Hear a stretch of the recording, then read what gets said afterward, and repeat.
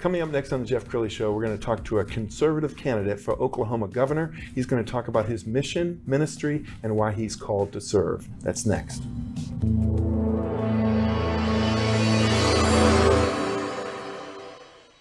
Many are predicting that the worst is yet to come, which is unfortunate, said one person here.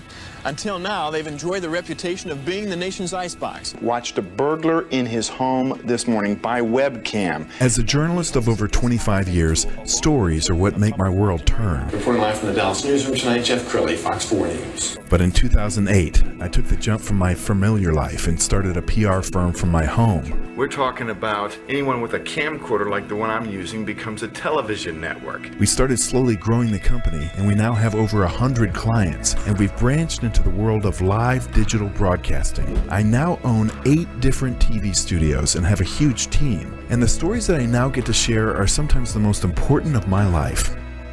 Life has a funny way of coming around full circle. This is the Jeff Crilley Show. Well, I love people who are making a difference. I try to run my public relations firm as the anti-public relations firm, somebody who's doing something different. And a man who is shaking things up in Oklahoma politics, Dr. Mark Sherwood, he's running for conservative Republican governor of Oklahoma.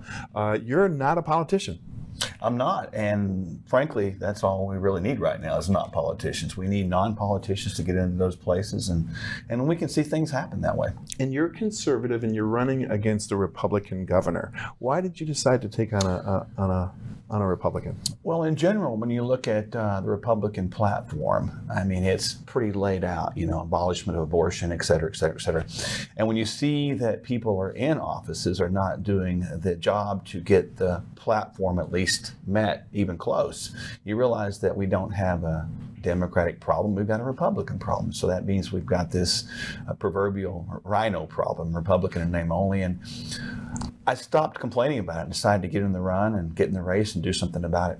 And I'm sure you know that the life of a politician, the life of an elected official is not a piece of cake. You've got a very successful practice in Oklahoma. You've got a beautiful wife who's sitting just off camera. You kind of have it made. Yeah. So why do you feel called to do this?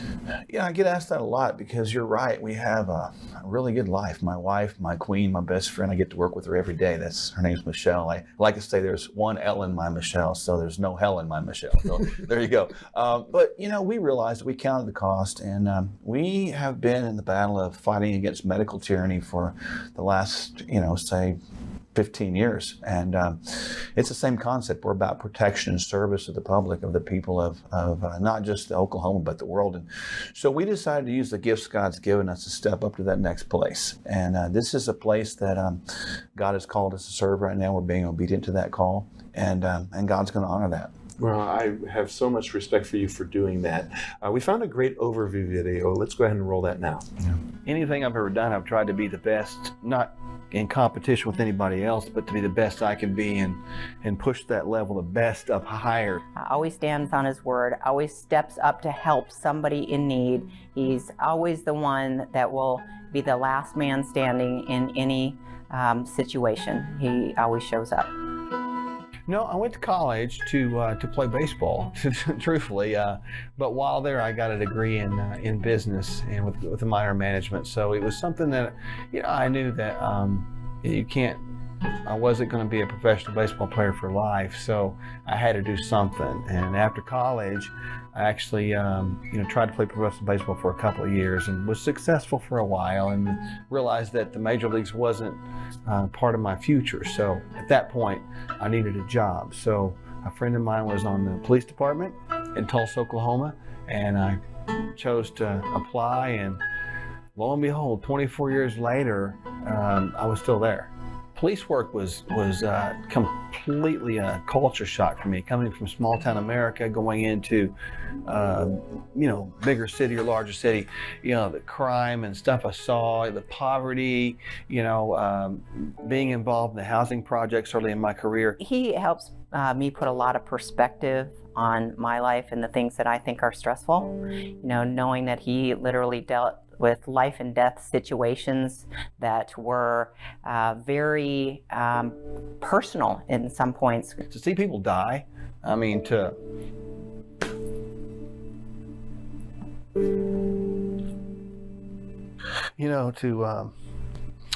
see people at their best and their worst, everybody, to see people die, to see them overcome, that changes you. That changes you, big time. It turns your whole world around because you realize that life is sudden, it's uncertain, and there's evil in the world, and it's real, and it will kill you. And that's something that sticks with me. Seeing the faces of death. Yeah, I mean, I did every assignment you can imagine, from SWAT team, undercover, detective, internal affairs, street patrol, anything like that you can imagine. I did it, and academy, and it was a great time, great career. Towards the end of my career, I was put in the academy, so I was in charge of a wellness program that we didn't have. In other words, they said, you figure it out and you start it. So I went on a mission, and my mission took me to personal training schools. It took me all kinds of courses, and I just started applying myself and trying to figure out, well, first of all, it started out, why are these men and women I'm dealing with here coming into the department in the best shape of their life, and why are they leaving in the worst shape of their life and dying?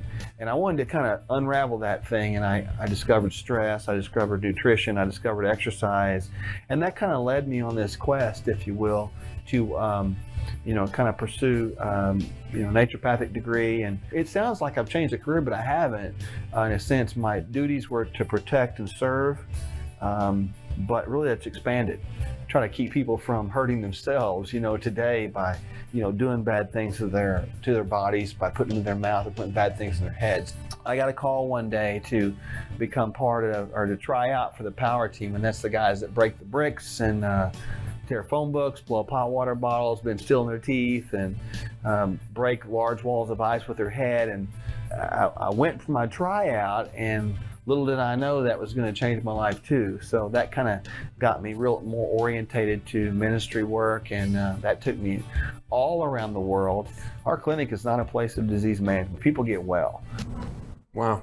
Well, I have to tell you, as he's watching this, he hasn't seen this video in several years, and you got a little choked up watching it. What got you? I think it's probably going to be it's what I've been through in life, Everything in life happens for a reason.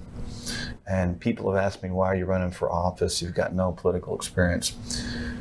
You don't need political experience, you need life experience to lead people. And so what you see in the video there is my life, and how those things that I've been through have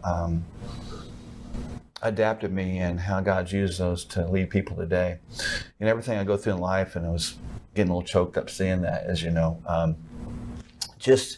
it makes you think, now I understand the reason.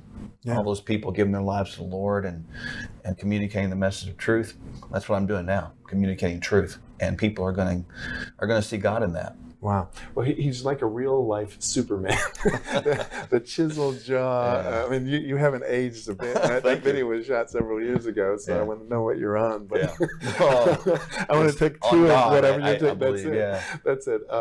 We found another video that I want to share. This is off of your campaign website.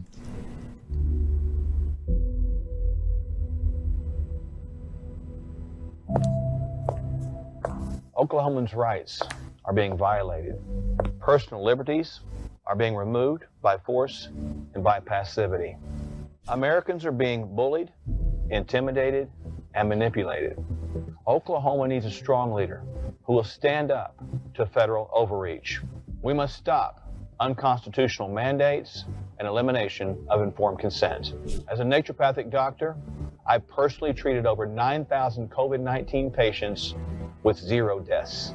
That does not include the thousands upon thousands whom I've assisted with their overall health. As your next governor, I will defend Oklahomans' rights. I will not be bought with federal funds, corporate entities, or any other monies that have strings attached. I will not surrender your freedoms, nor will I bow down to petty tyrants, their scare tactics, or their threats. So stand with me and vote Mark Sherwood for governor. Wow. Well, you've done so many things in your life that I think prepare you for this moment right now. Politics, as you know, is kind of a blood sport. I mean, it's rough. I mean, I think you'd be safer in the WWE. I think you're probably right. But you know what? As we were talking about even last night, my wife and I, our lives are bought and paid for anyway. They're not my own. I am on this planet to serve, not to be served. Yes. And I'm serving because I don't deserve it, but God's given me the grace to have these experiences in life. So I'm looking forward to the challenge. I'm looking forward to seeing people encouraged and led and find their freedom. Let's talk about just government overreach, because we've seen it so many times, especially in the last year and a half through COVID. You've been saving lives in Oklahoma. I want you to talk a little bit about COVID and what you've been doing to save lives.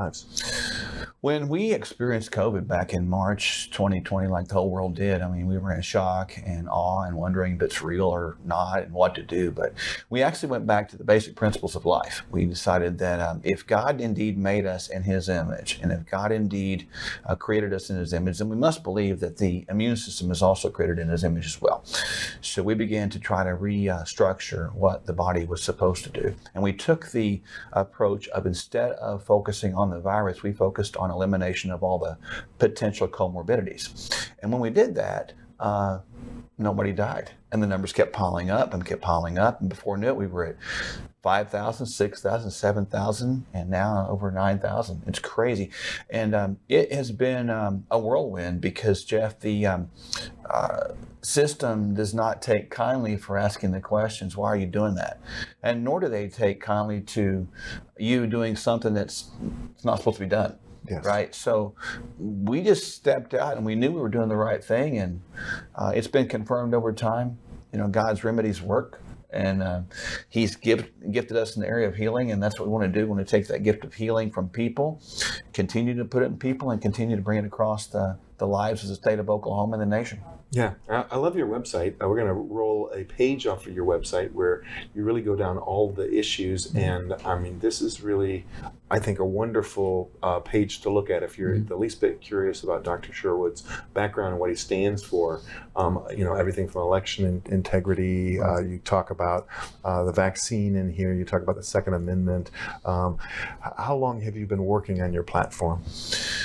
I am a learner, and I'm also an unlearner too. What I mean by that is I'm not afraid to unlearn what I thought I knew. So that's become part of my life. And so probably back in June, I started looking at, these issues and where are we as a nation, where are we as a state?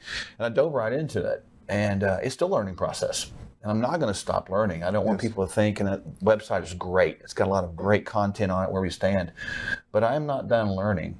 I'm still going to do that, and I think that's important for people to understand. But we're in this battle together. I think it's like a war. It's a war not just for our souls. It's a war for our freedoms and liberties and rights. And these are things that we have to really embrace, and we have to get a hold of this, and everybody has to get in the fight.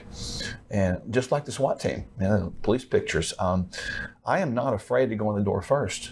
I'm not, and I am, and I will. So that's why even when people say this is a blood sport, it's nasty, I'm good with that. That's what I'm wired for. And so I don't have a bit of anxiety about it. I don't have a bit of fear about it. My life has been spent with being fearless and hopeful. And I think the only way you get that is probably because you went through a lot of stuff. Yeah. I've seen death and been on death's door, and I realize tragedies and all that. And that uniquely brings perspective. No, I like that. A friend of mine was on the SWAT team in Dallas, and he wrote a book called Running Towards Gunfire. That's right. And how many of us do that? Yeah, I think you're uniquely positioned for this battle. We've got just a little bit of time left. What do you want to leave the viewer with?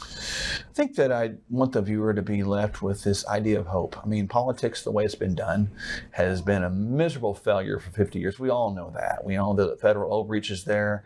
We all know that the feds are telling the states what to do, and it should be the other way around. The states don't work for the federal government.